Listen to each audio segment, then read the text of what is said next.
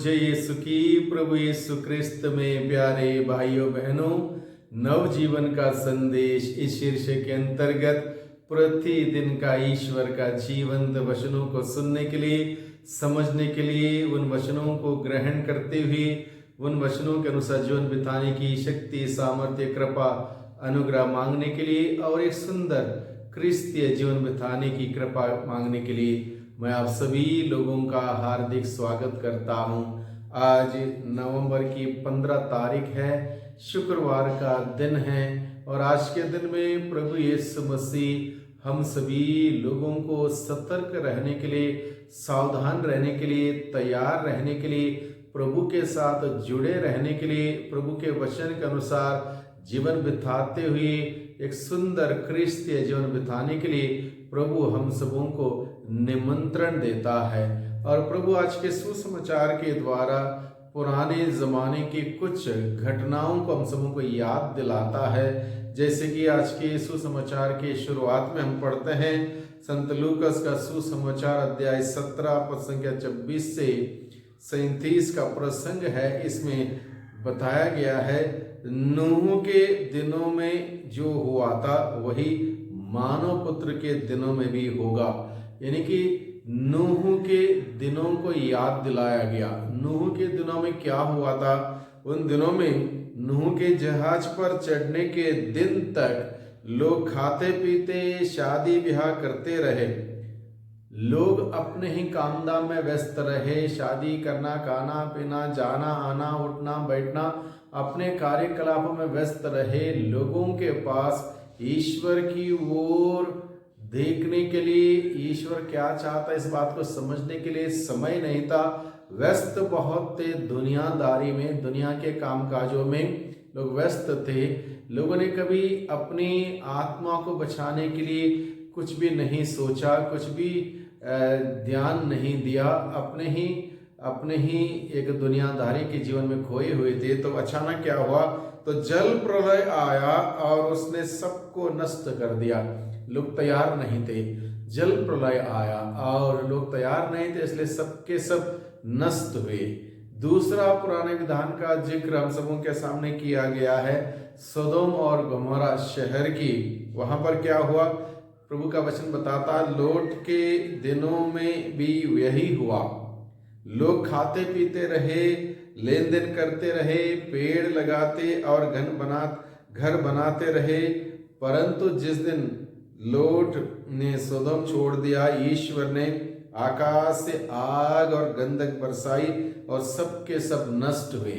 दो अलग अलग उदाहरण हमारे सम्मुख रखे गए हैं जहां लोग अपने लापरवाही के वजह से नष्ट हुए। लोगों ने इस बात को उचित नहीं समझा, उस ईश्वर को जानना, ईश्वर को मानना, ईश्वर की आराधना करना, उसके योजना के अनुसार जीवन बिताना वो उचित नहीं समझा। अपने में ही सीमित रहे, अपने काम काजों में उलझन में रहे और इस वजह से उनको उसका नुकसान झेलना पड़ा। और इस प्रकार से नष्ट होने की दो घटनाएं हमारे सम्मुख रखते हुए प्रभु आज के सुसमाचार के द्वारा हमें सिखाता है, मानव पुत्र के प्रकट होने के दिन वैसा ही होगा। हम अपने विश्वास में प्रकट करते हैं कि प्रभु दोबारा आएंगे, जीवितों तथा मृतकों का न्याय करने आएंगे, न्यायाधीश के रूप में आएंगे।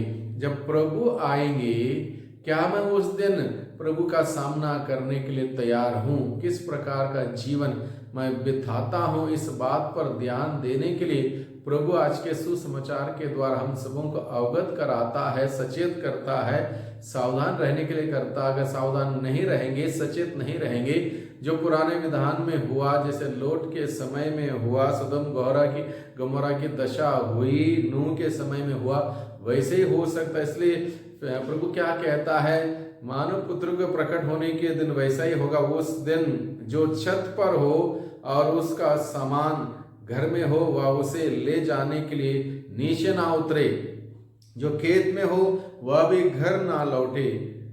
और इसलिए प्रभु कहता है, जो अपने जीवन को सुरक्षित रखने का प्रयास करेगा वह उसे खो देगा। यानी कि हमें निरंतर अपने जीवन को स्पेंड करना है, खर्च करना है प्रभु के लिए, प्रभु की सेवा के लिए, प्रभु के कार्यों के लिए, प्रभु के संदेश का प्रचार प्रसार करने के लिए, और सबसे अधिक हम सबों को क्रिस्तीय मूल्य और सिद्धांतों के अनुसार जीवन बिताने के उस प्रयास में निरंतर हमें अपने जीवन को खर्च करना है, स्पेंड करना है, यानी कि त्याग तपस्या करना है, बलिदान अर्पित करना है। जब हम लोग इस प्रकार से एक पवित्र, शुद्ध, निष्कलंक, निर्दोष, एक सच्चा और अच्छा क्रिस्तीय जीवन बिताने का प्रयास करेंगे, तभी हम लोग उस दिन का सामना करने के लिए तैयार हो पाएंगे, अन्यथा हमारा नुकसान हो सकता है। प्रभु यही कहता है, इसलिए प्रभु कहता है, मैं तुमसे कहता हूं उस रात दो ये खाट पर होंगे तो एक उठा लिया जाएगा, एक छोड़ दिया जाएगा।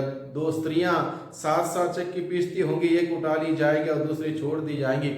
इस प्रकार से प्रभु हम सबों से यह कहता है कि कयामत का दिन, न्याय का दिन आने वाला है, जिस दिन प्रभु दोबारा इस धरती पर आएंगे। क्या मैं उस दिन प्रभु का सामना करने के लिए तैयार हूँ और किस प्रकार का जीवन में बिताता हूँ? इन सभी बातों पर विचार करते हुए जो उचित है उस कार्य को करने के लिए, एक उचित क्रिस्तीय जीवन बिताने के लिए, क्रिस्तीय मूल्य और सिद्धांतों के अनुसार जीवन बिताने के लिए प्रभु का वचन हम सबों को आज के दिन में बुलावा देता है, निमंत्रण देता है। प्यारे भाइयों बहनों, प्रभु का वचन की गहराई तक जाएं, प्रभु के वचन गहराई में समझने की चेष्टा करें।